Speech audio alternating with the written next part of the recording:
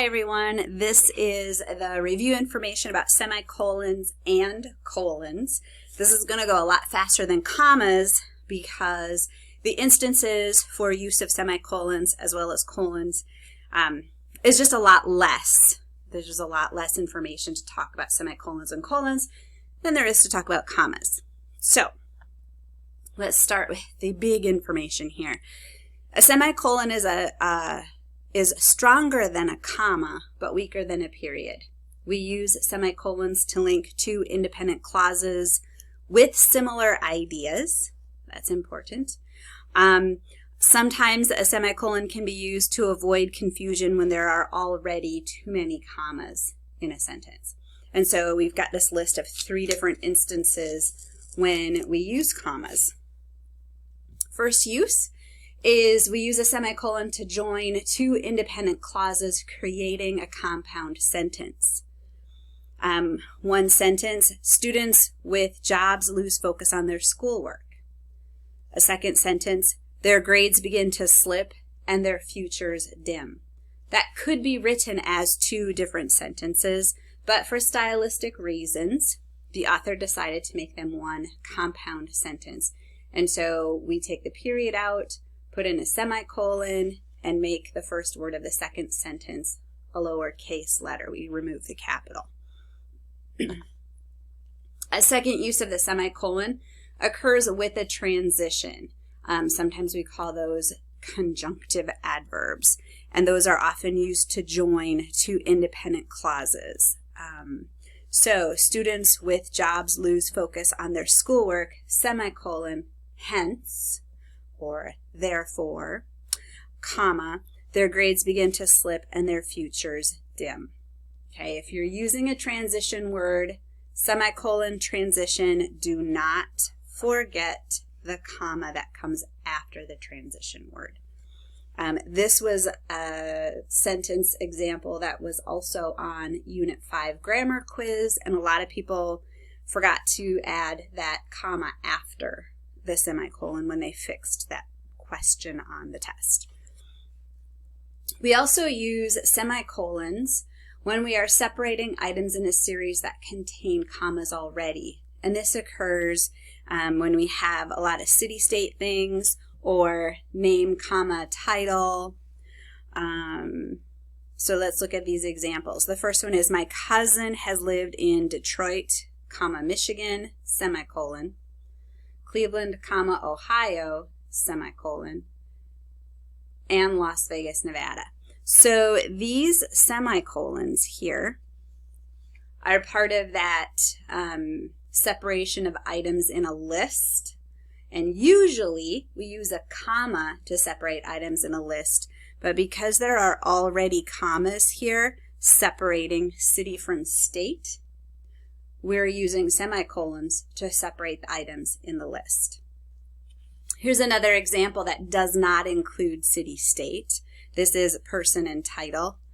Bobby hired Joe, comma, the carpenter, semicolon.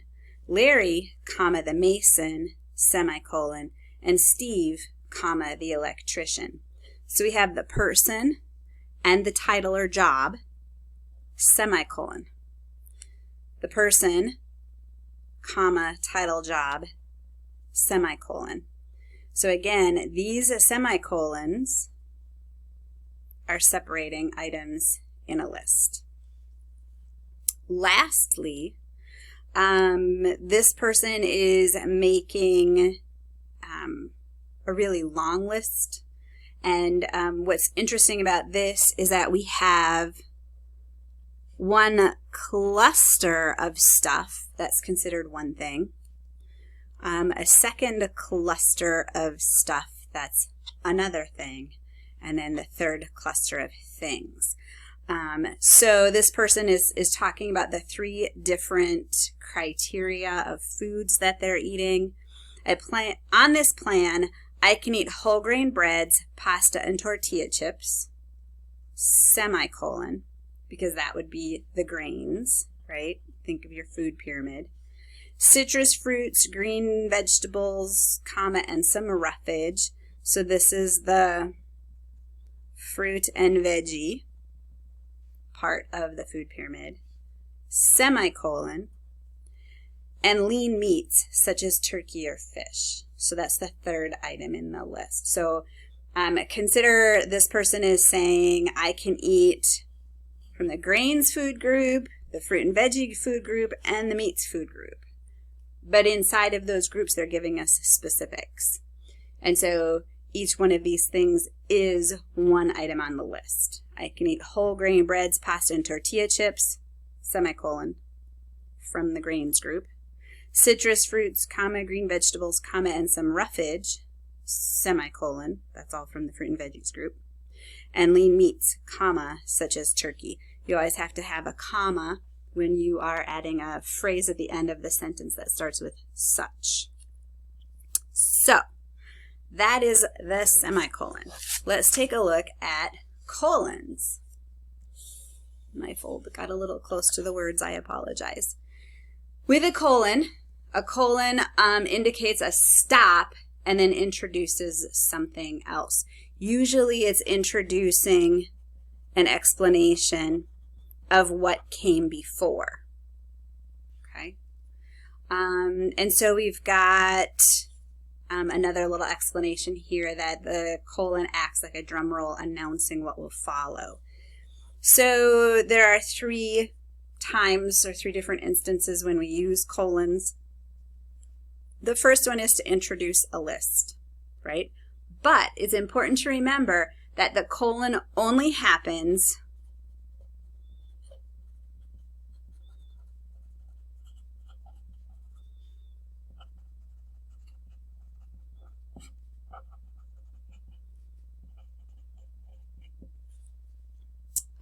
can only happen at the end of a complete sentence. So if you are wanting to use a colon to introduce a list, make sure that that colon is showing up at the end of a complete sentence. Our guide told us to bring the following items. That is a complete sentence. If you said, our guide told us to bring the following, that is not a complete sentence. So you cannot have a colon after following. You have to make it a complete sentence. Our guide told us to bring the following items, colon. And then the items in the list are separated by commas. A lantern, a sleeping bag, and a tent. You can also use a colon after a stop, after a complete sentence, to introduce a quotation. The president's attitude was cold and detached, colon. And then we get the president's words that show us his cold, detached attitude, right? We must not let emotion interfere with our mission. So you should never use a semicolon after an introductory he said. Okay? If we have he said, she said, he stated, that's always a comma.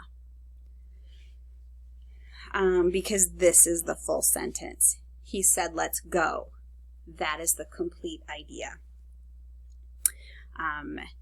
The third instance where you could use a colon is when you're introducing another sentence or summary. And it's really important. If what comes after the sentence explains in more detail something from the first half, then you can use a colon. If you're just joining 2 independent clauses together because they're topically related, then you would use a semicolon. It's obvious why you're tired. That's the original sentence. Then you have a colon. You're staying up too late. The first sentence is saying it's obvious.